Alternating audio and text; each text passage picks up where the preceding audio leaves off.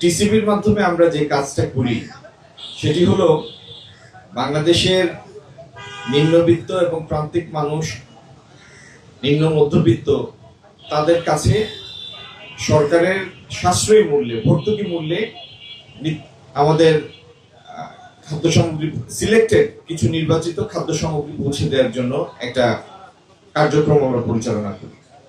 আজকে যে ট্রাক সেলের উদ্বোধনটি হতে যাচ্ছে, এটি রোজার ঈদেও ছিল, কুরবানির ঈদেও থাকবে। রোজার ঈদের, গত কুরবানির ঈদের এই কার্যক্রমটি আসলে টিসিবি প্রত্যেক বছরই পরিচালনা করে, কিন্তু গত বছরের কুরবানির তুলনায় এইবারে আমাদের পণ্যের পরিমাণ আমরা বেশ অনেকখানি তাৎপর্যপূর্ণ ভাবে বাড়িয়েছি। গত রমজানে আমাদের এই ভর্তুকি মূল্যে খাদ্য সামগ্রী মানুষের কাছে পৌঁছে দেওয়ার পরিমাণ ছিল, যাদের কাছে আমরা পৌঁছে দিয়েছি, প্রায় 22,08,000 জন। এইবার আমরা 28,80,000 জনের কাছে এই সামগ্রী পৌঁছানোর ব্যবস্থা করব ভর্তুকি মূল্যে। একইভাবে গত বছর কুরবানির ঈদের সময় আমাদের যে পরিমাণ আমরা দিয়েছি খাদ্য সামগ্রী, সেটি ছিল 10,900 মতো। এইবার আমরা দিতে যাচ্ছি প্রায় 14,000 টনের মতো। তার মানে প্রায় 40% মতো এবার গত কুরবানির ঈদের তুলনায় বর্ধিত হবে। এই কার্যক্রম চালু থাকবে এবং প্রয়োজনে অন্যান্য সময়, মানে অন্যান্য সামনে যেগুলি আসবে, উৎসব আসবে বা অন্য সময়ে যদি কখনো আমরা মনে করি যে এই ট্রাক সেলের কার্যক্রম সাময়িক কালের জন্য শুরু করা দরকার, যখন যখন এই জাতীয় প্রয়োজন অনুভূত হবে, বাণিজ্য মন্ত্রণালয়, এই সরকার এই ট্রাক সেলের মাধ্যমে সেই কার্যক্রম চালু রাখবে। আপনারা জানেন, টিসিবির মাধ্যমে প্রতি মাসে খাদ্যপণ্য ভর্তুকি মূল্যে মানুষের কাছে পৌঁছানোর একটা ব্যবস্থা হয়। গত সরকার পতনের পরে আমরা দেখলাম যে 1 কোটি উপকারভোগীদের মধ্যে প্রায় 59 লাখই প্রশ্নবিদ্ধ ছিল, ভুয়া ছিল। 1 কোটির মধ্যে 59 লাখ।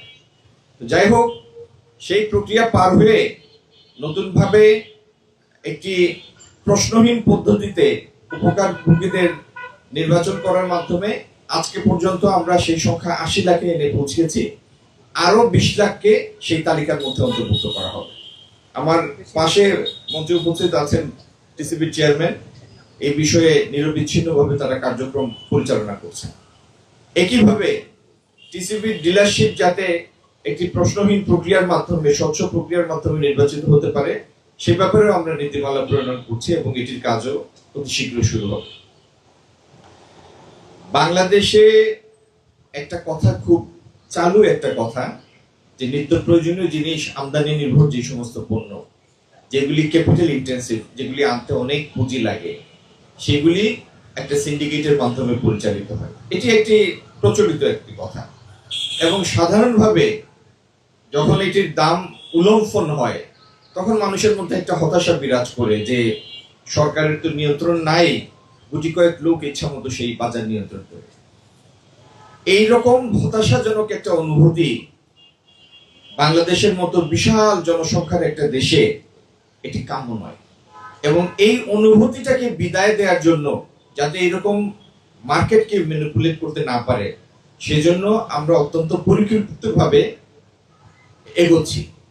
যে সমস্ত পদক্ষেপ আগামী দিনে নিয়ে বাজারের উপর সরকারের একটা কার্যকর নিয়ন্ত্রণ থাকবে এবং বাজার অবজেক্টিভলি ম্যানিপুলেশন ফ্রি থাকবে, তার জন্য আমরা কতিপয় পন্থা নিচ্ছি। তার মধ্যে একটি হচ্ছে সিলেক্ট কিছু পণ্যের জন্য, নির্বাচিত কিছু পণ্যের জন্য আমরা একটা স্ট্র্যাটেজিক রিজার্ভ তৈরি করব রাষ্ট্রের।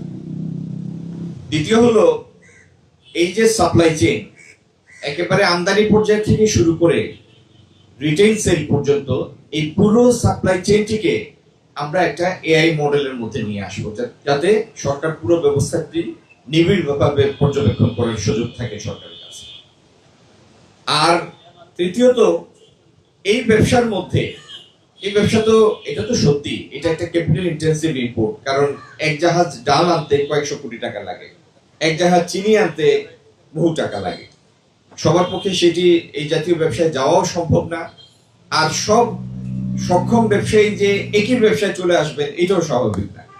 কিন্তু আগামী দিনে তারপরেও যেন এটার মধ্যে পার্টিসিপেশন বাড়ে, সেই জন্য টিসিবির সক্রিয়তার মধ্যে আমরা এরকম একটি পার্টনারশিপ মডেল আনা যায় কিনা সেটিরও পরীক্ষা নিরীক্ষা করছি। মোট কথা হলো, আমার গণমাধ্যমের ভাই বোনদের মাধ্যমে যেটি জাতির কাছে পৌঁছাতে চাই, যে এই সরকার একটা স্বচ্ছ প্রক্রিয়ার মাধ্যমে বাজার ব্যবস্থার উপরে মানুষের মানুষের প্রতিনিধিত্ব এই সরকার, যে সরকারের মাধ্যমে একটা কার্যকর পর্যবেক্ষণ মনিটরিং ব্যবস্থা এবং নিয়ন্ত্রণ ব্যবস্থা প্রতিষ্ঠিত করতে চায়, যাতে বাজার কোনো ধরনের ম্যানিপুলেশন এই বাজারে আর কার্যকর হবে না। আপনাদের মাধ্যমে আমার গণমাধ্যমের ভাই বোনদের অসংখ্য ধন্যবাদ। এই গরমের মধ্যে আপনারা এই